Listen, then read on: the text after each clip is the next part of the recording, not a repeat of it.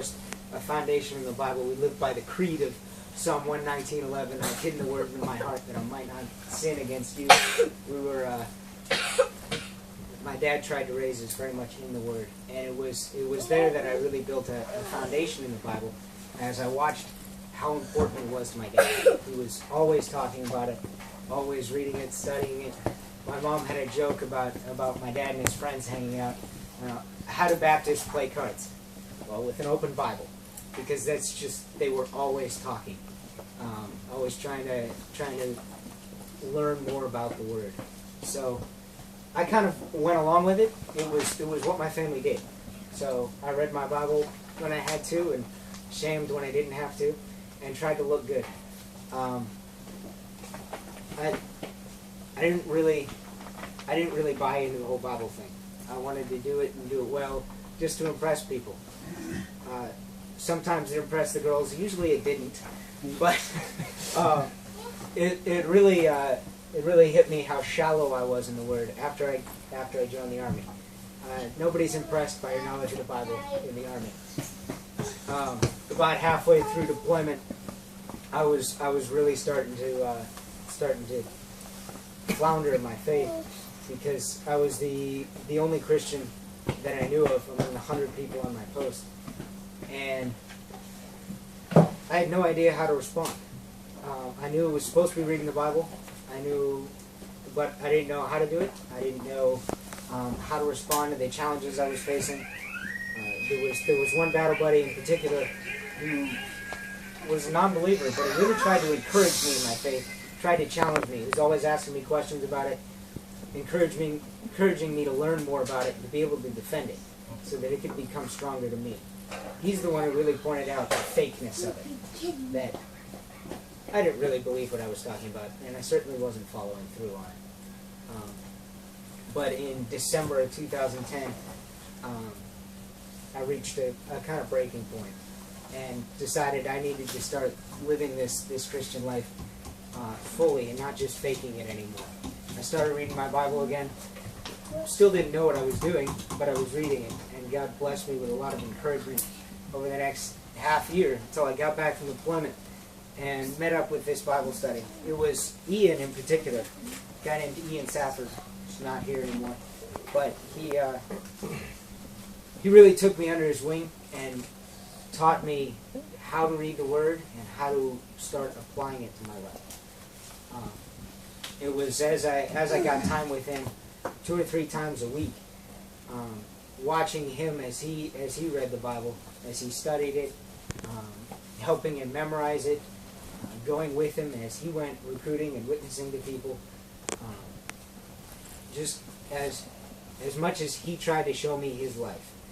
And he showed me how to not only read the Bible and do it to look good, but how to apply it into my life. How to take the Bible and start studying it, start praying, fellowshipping, and start reaching out to other people with it. This was when I really started to learn how to apply it. He got me started in those daily disciplines, and started trying to change my life with it. And then about a year after I was about a year of following Ian around, and I realized I was still missing something. I still wasn't committed to it. In April to July of last year, I realized I was still kind of faking it. I still thought I was doing really well and wasn't willing to grow anymore. I was in the Bible consistently, and I was talking to other people about it, but I didn't really care to grow anymore.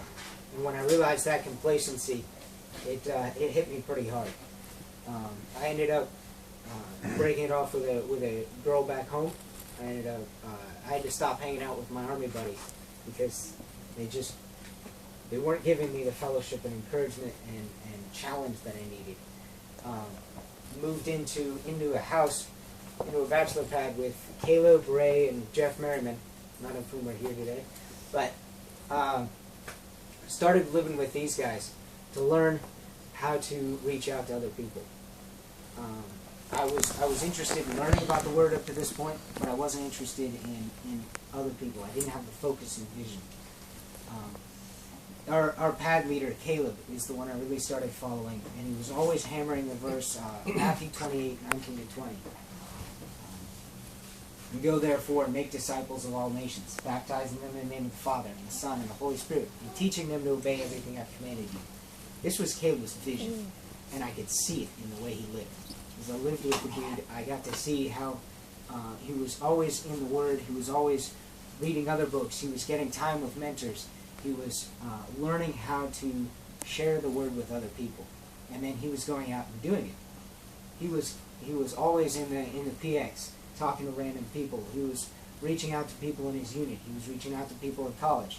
He was trying to build these disciplines into me and into Ray and into Jeff. He was trying to live his life centered around discipleship with God, right?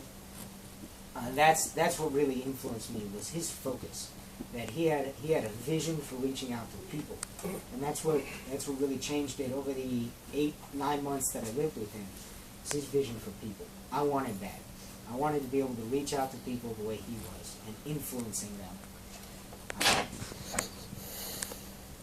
Then in July of this year, I took over a pad for myself. I started leading a pad, and got really challenged. Got kicked in the face again, and realized I still didn't know what I was doing. This is when I started getting mentored by Matthew, in order to learn how to be more effective in what I was doing.